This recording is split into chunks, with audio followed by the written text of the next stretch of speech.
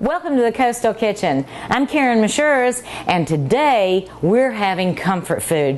One of my most favorite times was with my grandmother in England, and she always made me shepherd's pie. So I'm going to make it the way she made it, although I'm not going to use ground lamb, I'm going to use ground round.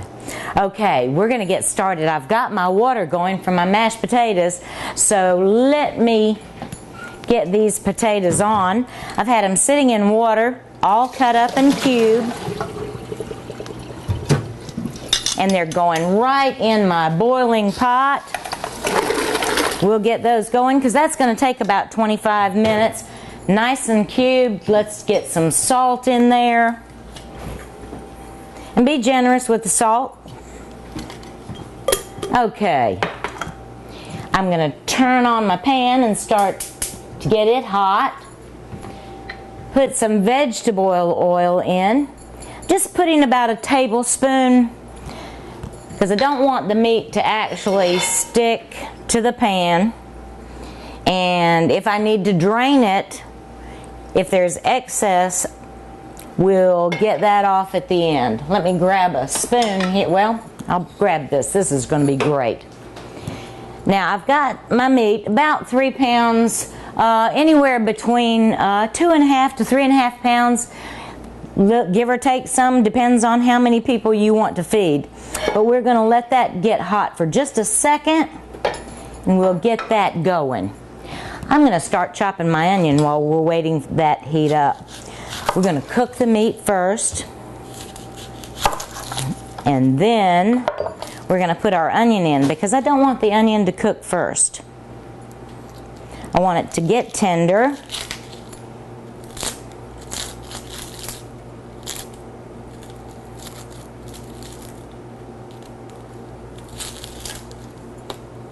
There we go.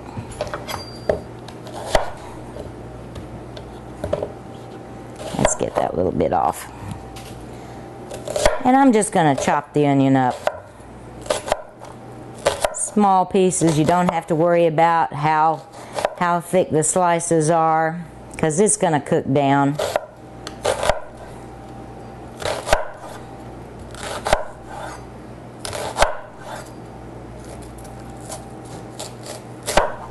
Okay.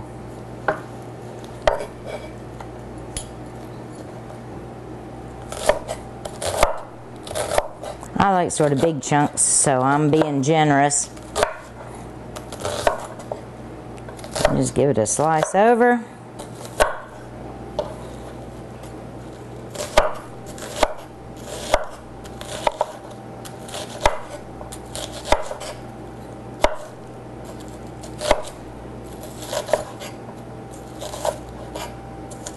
One more chop. We'll grab something over here. Get that ready. All right, my oil's hot enough, and I'm going to just plop that meat right in.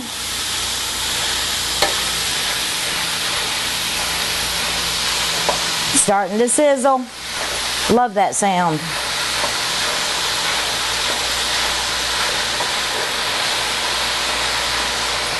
Everybody has different comfort foods, and this is one of mine.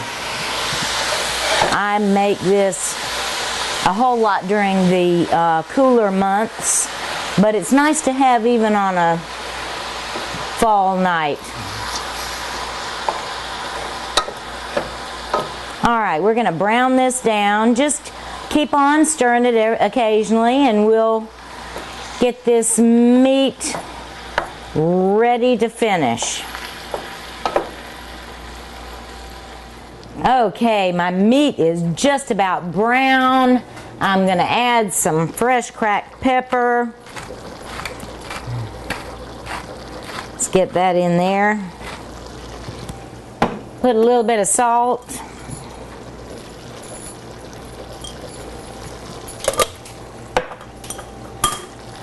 Give it a nice stir. And I've had this on high because I have been tending to it. I don't want it to burn. Nice and brown all the way through. And now I'm going to turn it down to about medium. and put my onions in.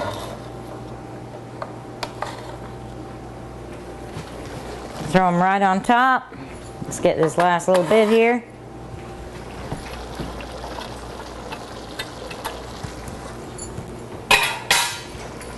Give them a stir in.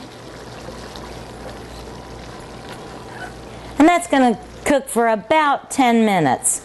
Want that onion flavor to get into that beef.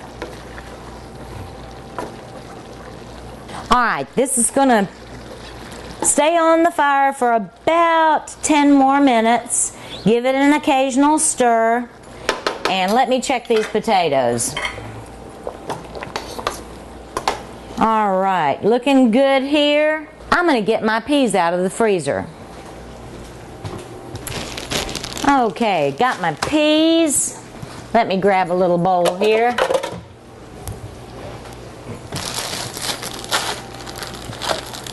I like to keep my peas just about frozen before they go on the top. And since I love peas, I'll put a little bit more on than is in the recipe. And this is where, if you like celery or carrots and want to put that in, just give them a decent chop and you can throw those in, let them get tender while everything's going. Alright, this has cooked beautifully.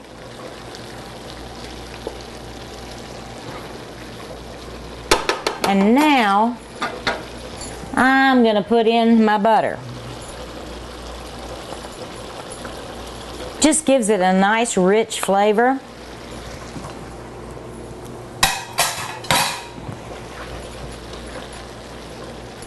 About 2 tablespoons.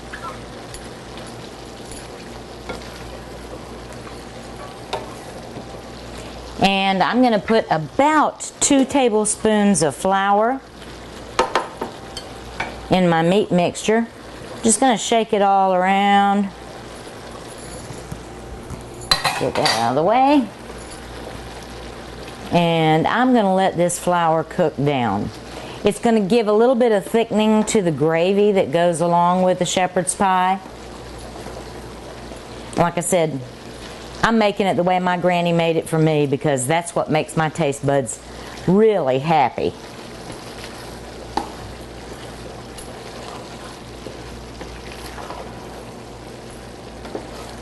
Okay, now I'm going to put in some beef broth, about a cup, because this is going to cook for just a little while longer and I want that gravy to make. And give it a couple of good shots of Worcestershire sauce.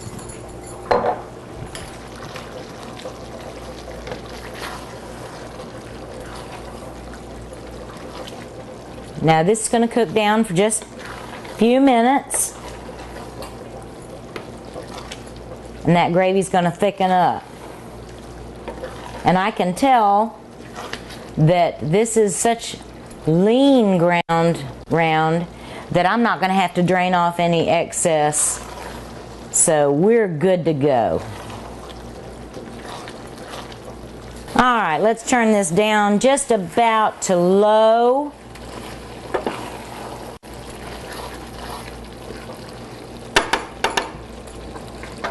And I'm going to put my peas right over here and I'm going to get my cheese. Now I've got white sharp cheddar cheese and I'm going to cut enough to have about a cupful of grated. And while I'm doing it, I'm going to cut me another slice here and put to the side. Let me grab my plate and my grater. And we're just going to grate some cheese while everything else is going.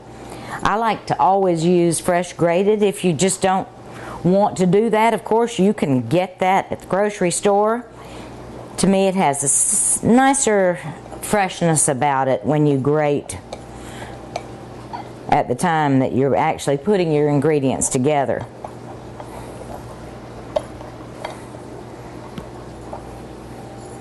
And like everything else, you can Put a little more cheese on it if you'd like a little more cheese, or if you don't like cheese and want to keep that away from it for calorie reasons or health reasons, just don't put it on the top. It's okay. Let's wash these hands and see if my potatoes are just about ready.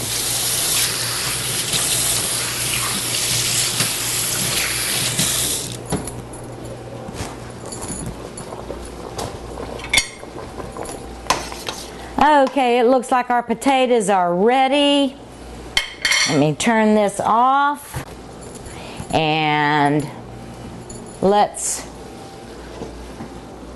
watch the steam.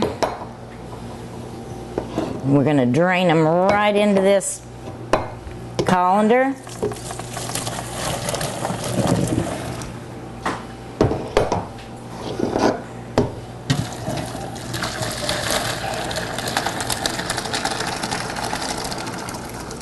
Alright, got a lot of steam there, nice and hot. Let's get this right here. I'm going to put it to drain on this bowl because I'm going to get the pot right back on this side, even though it's warm. And I'm going to put my potatoes back in. I'm going to throw in some butter. And I've used Yukon Gold. You can use russet potatoes if you want, just the kind that you like. I've got some sour cream. That's going right in on top. And we're going to start mashing.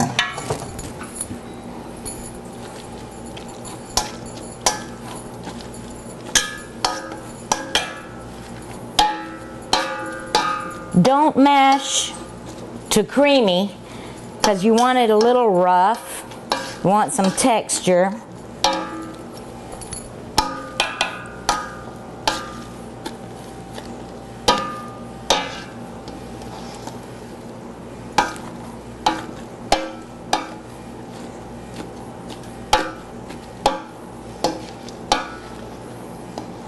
They smell great. Now it's time for some salt and pepper.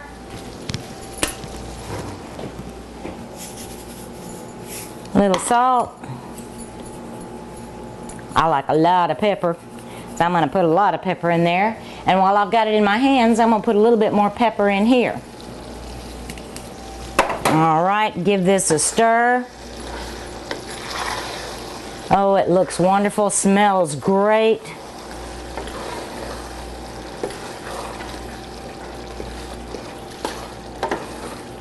And I'm going to turn my heat off. I want it to sit for just a few minutes while I finish my potatoes.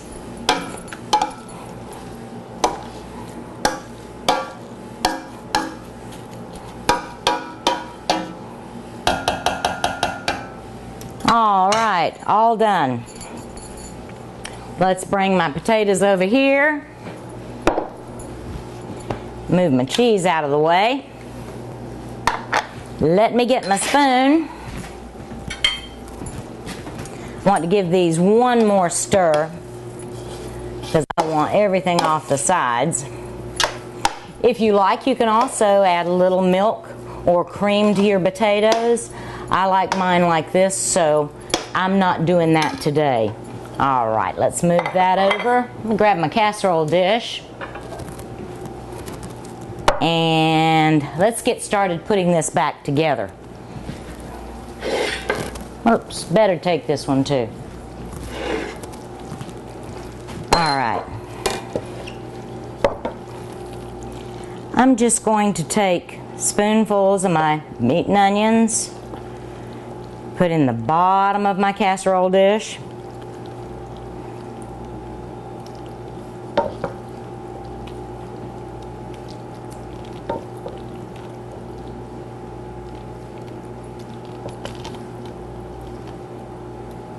And you can make this for a big crowd too.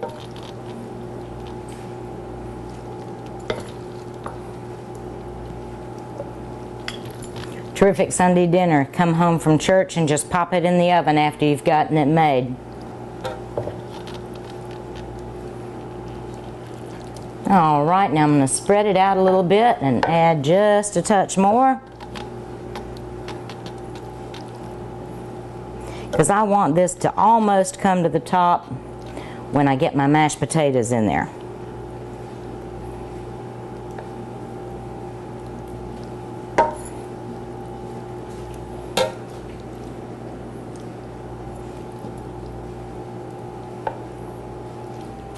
Okay, all good.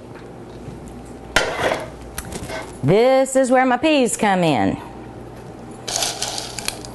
Just sprinkle, sprinkle, sprinkle, and I like to just about cover the top.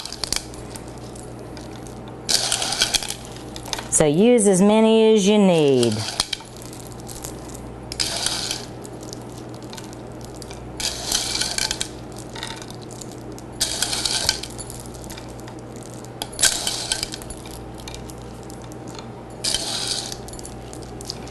I'm just going to give them a little tiny pat, see what I need. A few more over there, a few more over here, and let's put these peas over there. Now it's time for potatoes. All right, let's just lay out some potatoes on the top, and the way I like to do it is I'll just put a nice clump, about 3 down. Put a little bit more right there. Oops. Okay.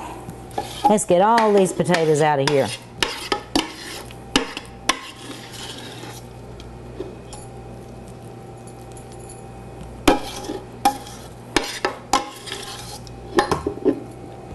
Now I'm going to take an offset spatula and I'm just going to spread these mashed potatoes out.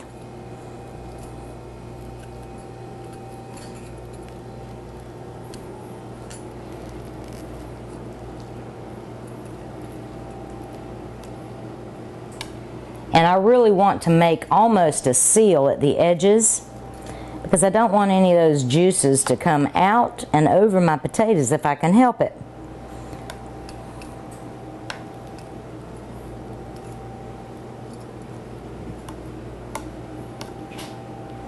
And let's get a little fancy and do a little swirl so it looks pretty. Okay, now this is going to go in a 350 oven for about 20 minutes. Now remember, everything but the peas have been cooked.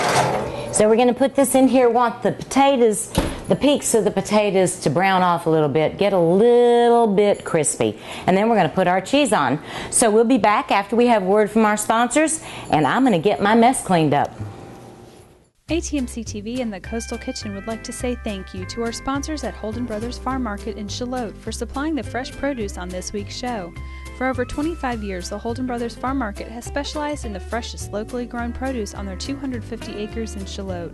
Swing by their indoor market located near mile marker 10 on Highway 17 or check them out online at holdenbrothersfarmmarket.com.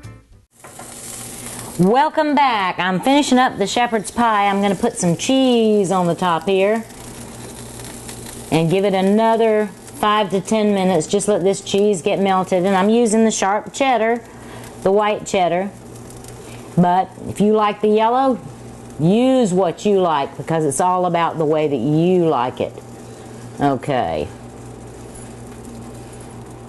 just a touch more, and let's let that finish. Now let's do our pickled beets.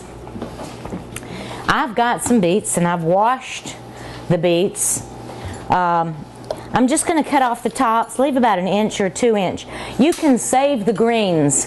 If you saute them with butter, put a little bit of garlic in the pan. It's just like collards or kale or turnip greens.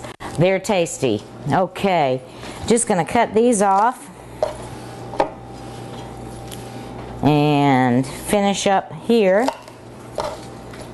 and give them a little wash.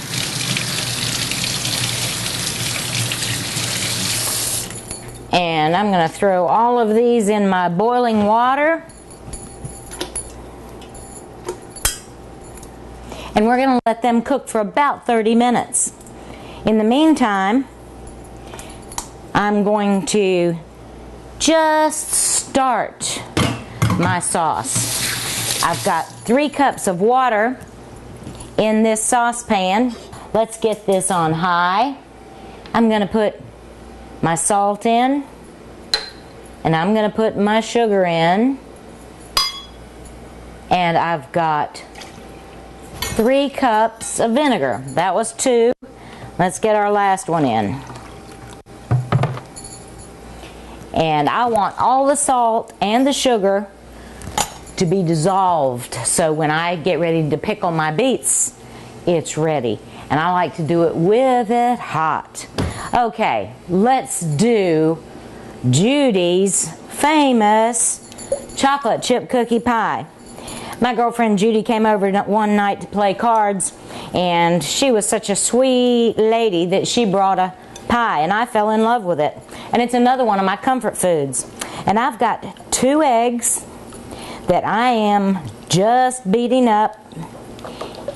This is the easiest pie and the most delicious that you'll ever make. Okay, I've got a stick of melted butter, and I'm going to put that right in with my eggs. It's cooled, and we're going to do a big stir here because I want that all to be incorporated. And I'm going to put in a cup of granulated sugar. Get it good and mixed up. This is something too that you can make a little bit racier if you want to. The Kentucky Derby has a pie almost like this, but they put, and you can too, 2 tablespoons of bourbon in it. Then it makes it a Kentucky Derby type pie. Alright, half a cup of all-purpose flour. We're just going to mix that in.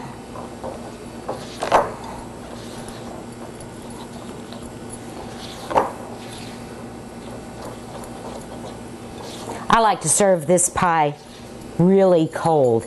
I like to put it in the refrigerator because it makes it even better to me. Okay, getting the flour mixed in, and it gets thick, so don't worry, it's supposed to be. And if you want, you can make your own pie crust, but today I'm using a store-bought deep dish. Okay, got all the flour in. We're going to put a teaspoon of pure vanilla extract. Get that all mixed in. Vanilla smells so good. I know I'm going to have something good to eat when I smell that vanilla. Alright, all incorporated there. I'm going to put chopped pecans, about a cup. A little bit more, a little bit less, depending on how you like it. And if you want, you can use walnuts. Both work wonderfully in this pie. And chocolate chips. I use the semi-sweet, and it calls for 8 ounces, which 8 ounces makes about a cup. So there we go. Fold in. How quick and easy is this? Let me grab my pie shell. And it's a straight pour. Get all those goodies.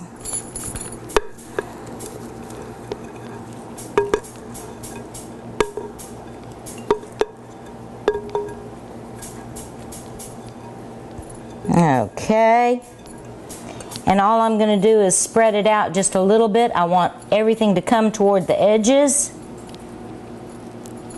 Looks good enough to eat right now. This is going to go in a 3 1/4 oven for about an hour. You might want to, and I put it straight in, might want to put a tray under it, but I like the crust to get done on the bottom, so I put it in just like that. Let's check our beets. Okay, they're boiling. They're not quite done yet. So let's have a word from our sponsor. I'm going to clean up all my goodies here, and we'll be back ready to see how to finish our beets. The Coastal Kitchen would like to say thank you to our sponsors at Holden Brothers Farm Market in Charlotte for supplying the fresh produce on this week's show. Swing by their indoor market located near mile marker 10 on Highway 17 or check them out online at holdenbrothersfarmmarket.com. While you were gone, I started on my beets, and let me show you how I do it. Now's the time to cut the ends off, the top and the tail. We're going to throw that away. And I've got gloves on because I don't like purple fingers.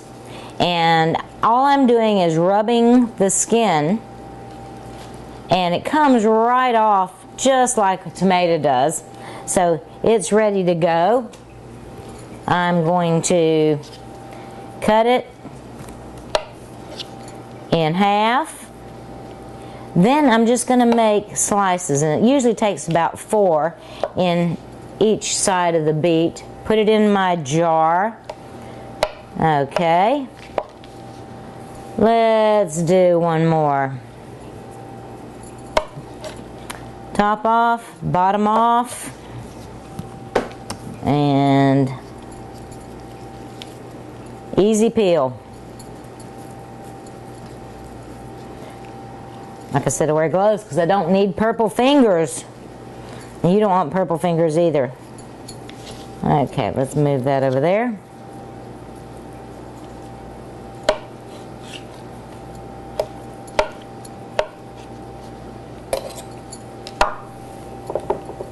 Alright, I'm going to tap down, make enough room for this last beet. And my syrup has boiled. I can take off my gloves. Let me grab a paper towel here. And I've got a measuring cup, and all I'm going to do is put that measuring cup in my syrup, and I'm going to fill.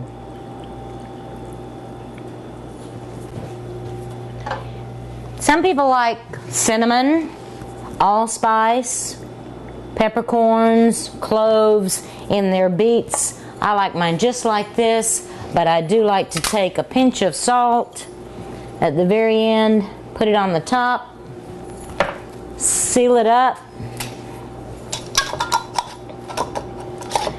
and now it's ready to sit in the refrigerator for at least a day. Leave it 3 to a week, and it'll hold in the refrigerator for at least a month. So, happy eating beets. I'm going to make the beet salad. We're going to put everything together, and I'll be right back.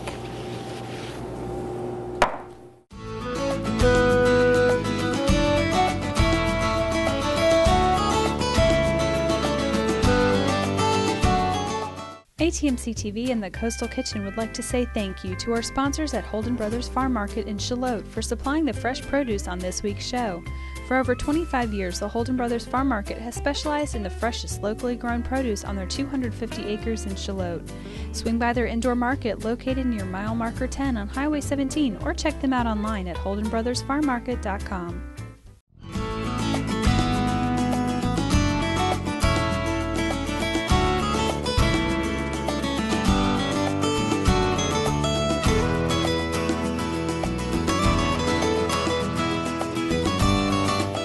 Some of my favorite comfort food. I hope it becomes yours too. Remember, look for us on Facebook, search the Coastal Kitchen, and we'll see you next time. Good eating.